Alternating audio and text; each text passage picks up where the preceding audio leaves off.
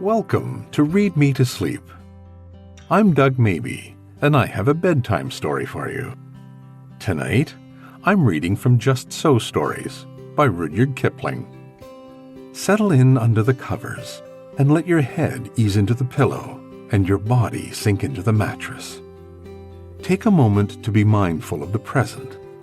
Close your eyes and feel yourself begin to relax. Are you ready? Here we go. How the Camel Got His Hump. Now this is the next tale, and it tells how the camel got his big hump. In the beginning of years, when the world was so new and all, and the animals were just beginning to work for man, there was a camel, and he lived in the middle of a howling desert, because he did not want to work, and besides, he was a howler himself. So he ate sticks and thorns and tamarisks and milkweed and prickles, most excruciating idle, and when anyone spoke to him, he said, "Humph," just "humph," and no more.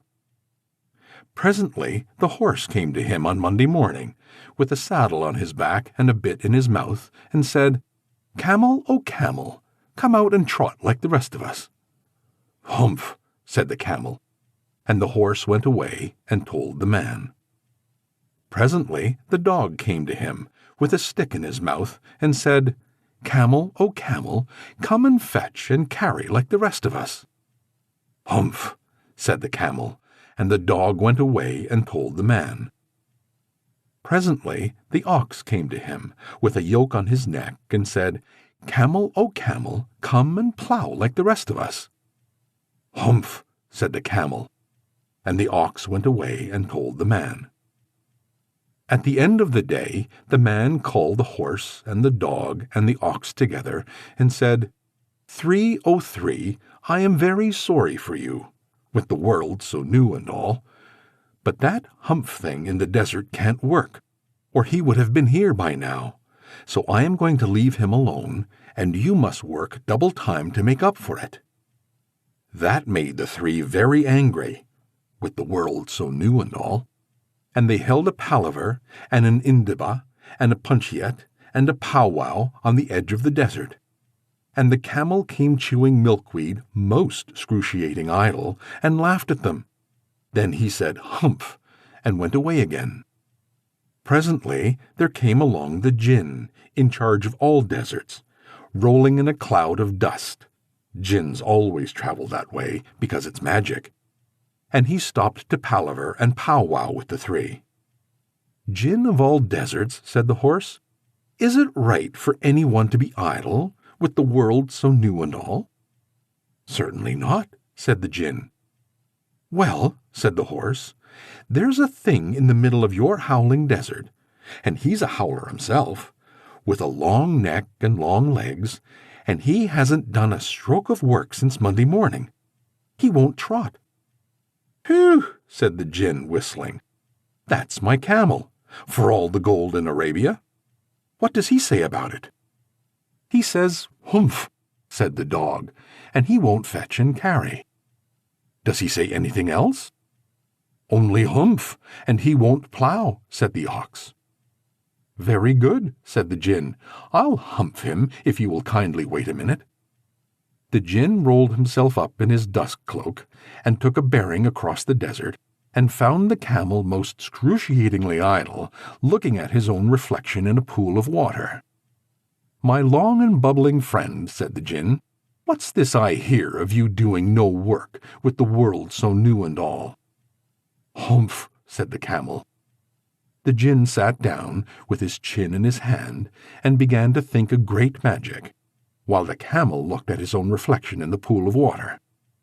"You've given the three extra work ever since Monday morning, all on account of your excruciating idleness," said the Jinn, and he went on thinking magics, with his chin in his hand. "Humph," said the camel. "I shouldn't say that again if I were you," said the Jinn. "You might say it once too often.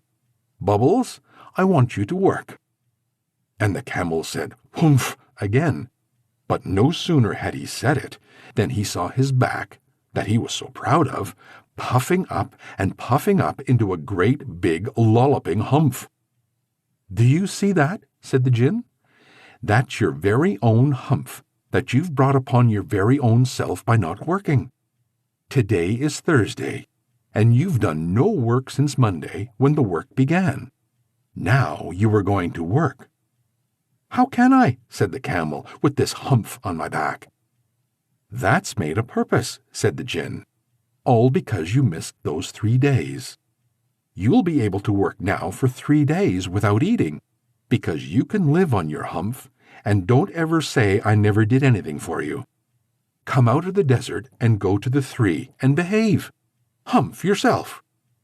And the camel humphed himself, humph and all, and went away to join the 3. And from that day to this, the camel always wears a humph. We call it a hump now, not to hurt his feelings. But he has never caught up with the 3 days that he missed at the beginning of the world, and he has never yet learned how to behave. The camel's hump is an ugly lump, which well you may see at the zoo, but uglier yet is the hump we get from having too little to do. Kiddie and grown-ups, too, if we haven't enough to do, we get the hump, Camel's hump, the hump that is black and blue. We climb out of bed with a frowsly head and a snarly-yarly voice. We shiver and scowl, and we grunt and we growl at our bath and our boots and our toys. And there ought to be a corner for me, and I know there is one for you, when we get the hump, Camel's hump, the hump that is black and blue. The cure for this ill is not to sit still, nor frowst with a book by the fire, but to take a large hoe and a shovel also, and dig till you gently perspire. And then you will find that the sun and the wind and the Djinn of the garden too have lifted the hump, the horrible hump, the hump that is black and blue.